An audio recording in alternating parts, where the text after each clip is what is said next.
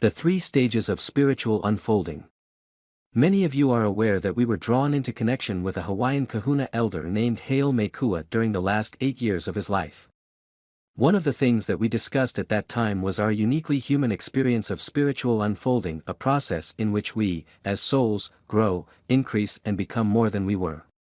So allow us to bring this topic up for consideration, because when we understand fully what it is that we have stepped into, or as Makua was fond of saying, what we have all signed up for, the rest of our life may become increasingly clear. The first stage, belief. The first stage of our personal spiritual unfolding is belief, and there can be many different kinds of beliefs: magical beliefs, mythic beliefs, rational beliefs, scientific beliefs, and so forth.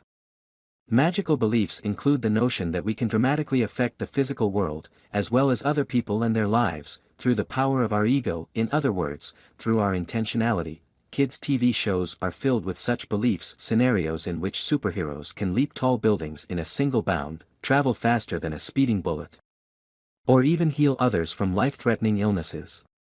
A couple of the latest New Age fads illustrate this nicely. The film called The Secret is an example of magical belief systems in action. It draws upon the power of intention and the law of attraction, so that we can manifest the things that we want and bring them into our lives. If your belief is strong enough, whatever you want may magically appear, and through our focused intentionality, we can manifest wealth, the perfect relationship, and BMWs.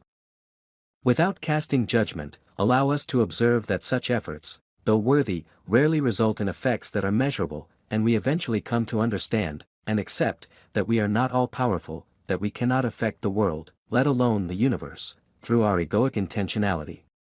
It is usually then that we begin to embrace mythic beliefs in which we delegate authority for manifesting our requests to God or to Jesus or to various other saints and sages, deities and spirits, including those compassionate archetypal forces, usually anthropomorphized as winged superhumans called angels. At the onset, we find much support for these mythic beliefs in unending avalanches of well-intentioned metaphysical books, seminars, and workshops, as well as our organized religions. Yet at this level, we are still dealing with beliefs, in this case the belief that the deities, including the Creator, have ultimate power over us and can be persuaded to serve us in various ways if our belief is strong enough, or we pray hard enough, or do ritual and ceremony correctly or long enough.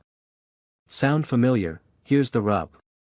While magical and mythic beliefs can be greatly sustaining in the short term, we eventually notice that not much changes in our lives in the long term. The problem with belief systems, whether magical or mythic, rational or scientific, is that they are at best mental phenomena, collective thought forms with strong emotional sentiments attached to them. And as such, beliefs can be continually embraced without ever changing one's present level of consciousness in the least. In other words, no growth. Because of this, our beliefs usually fail to compel us in the end. We can believe in God or angels for decades, yet little to nothing may really change in our lives in response. This is usually when the second stage of spiritual unfolding occurs, faith. The second stage, faith. Faith soldiers on when our belief systems falter, and most people choose to remain here because faith is another great sustainer, another great supporter. Yet faith can take us in 2 quite different directions. In one direction, faith can and does spiral us backward into belief. This is what fundamentalism is, and this includes the whole born-again phenomenon. Fundamentalism, whether Judaic, Christian, Islamic, animistic/paganistic, or even Buddhist, is a trap on the spiritual path of immense proportions. This is because fundamentalism, despite all of its fervor and intention, ritual and rapture, proclamation and pontification, will not ultimately bring the believer into connection with that which they are seeking. In truth, salvation lies in precisely the opposite direction. When faith is doing its job correctly, our self-serving and self-limiting magical and mythic beliefs, including faith itself, are transcended. With this courageous act of faith, we are drawn not back down the hill into narcissistic and egocentric belief systems once again, but forward and up the hill into the third stage of spiritual unfolding, direct experience. The third stage, direct experience. Direct experience of the transpersonal realms of the spirits lies beyond both belief and faith. It is also completely and irreversibly life-changing, revealing why the shaman's path is of such interest to members of the transformational community. What we're talking about here is the direct connection, but not with our culturally determined mental constructs of gods and goddesses and angels. Rather, at this stage, we discover that each of us has the power to engage in authentic transpersonal experiences through which we may discover the real archetypes. And since these forces are etheric in nature, they may take a form that is meaningful to the one with whom they have come into a relationship. As Jesus or Athena. Or they may reveal themselves as they really are, as the light beyond the form, and the formless beyond the light. Transpersonal in this sense implies that we are expanding beyond our personal self and beyond those self-created mythical thought forms that usually tell us just what we want to hear. We are talking here about what the philosopher Ken Wilber and others refer to as the deep psychic, through which our conscious awareness can expand exponentially, allowing us to directly experience the authentic spiritual worlds. In Hank's small book The Journey to the Sacred Garden, he reveals that most of us may be hardwired to be able to do this.